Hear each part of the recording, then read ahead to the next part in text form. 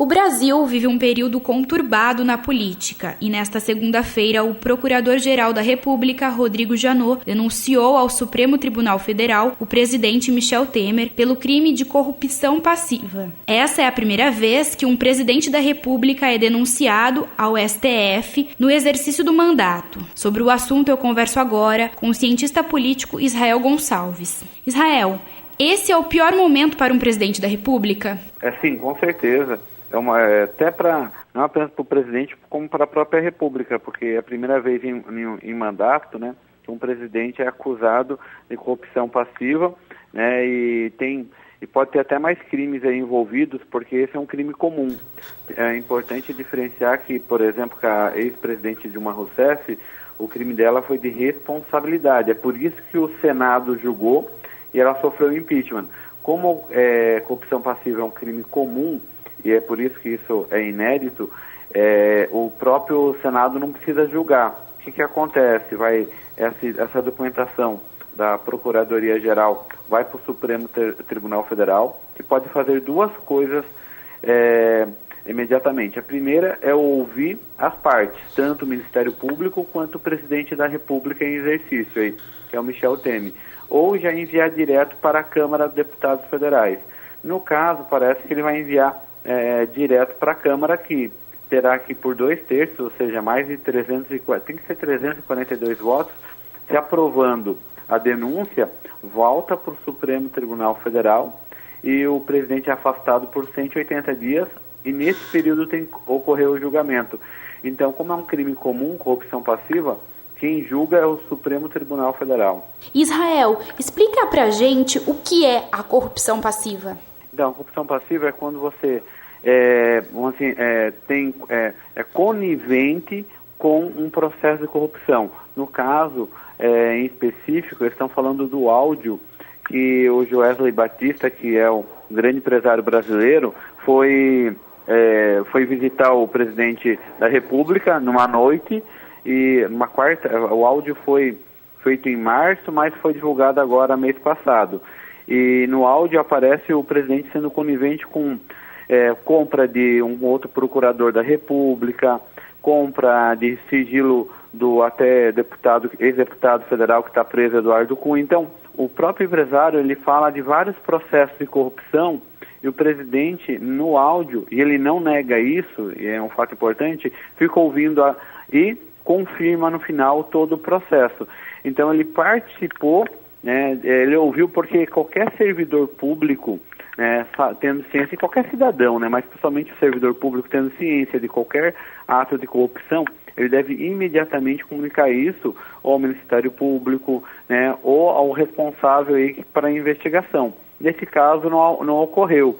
Lembrando também que não é apenas o presidente Michel Temer que está no processo. O Rodrigo Rocha Loures, que era o assessor especial do presidente e depois se tornou deputado federal, que ele assumiu a vaga aí do Serralho, que era ministro da Justiça e acabou saindo. Então, esse deputado, o Rocha Loures, também está dentro desse processo. Então, corrupção passiva é quando se é conivente com um processo de corrupção. Israel, após essa denúncia, o que pode acontecer com o presidente? Como dito, o presidente ele pode não acontecer nada, né, porque essa denúncia vai para o Supremo Tribunal Federal e lá o Supremo pode ouvir as partes e depois vai enviar, ou pode enviar imediatamente para a Câmara. A Câmara dos Deputados tem 513 deputados.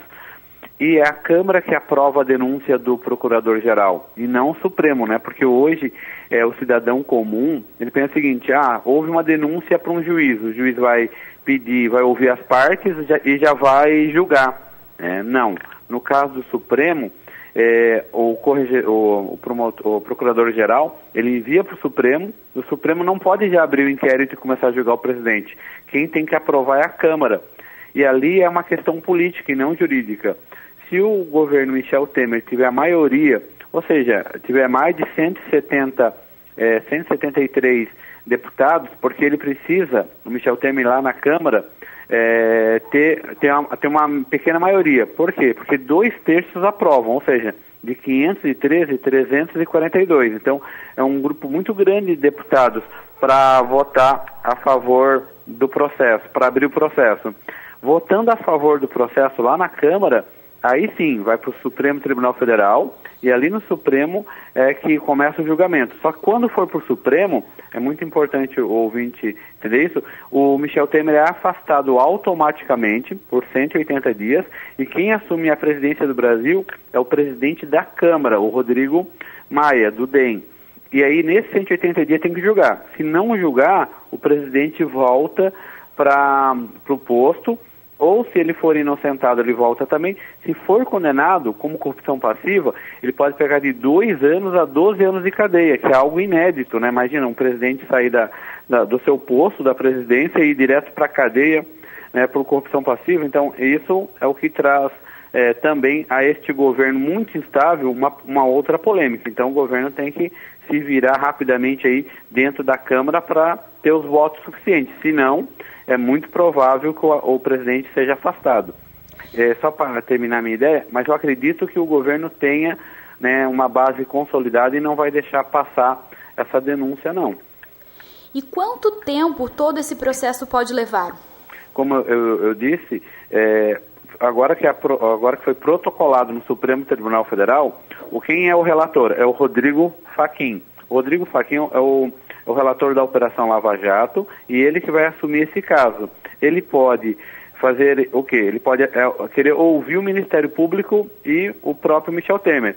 Isso pode durar 1 mês, ou 2 meses, depende aí os prazos.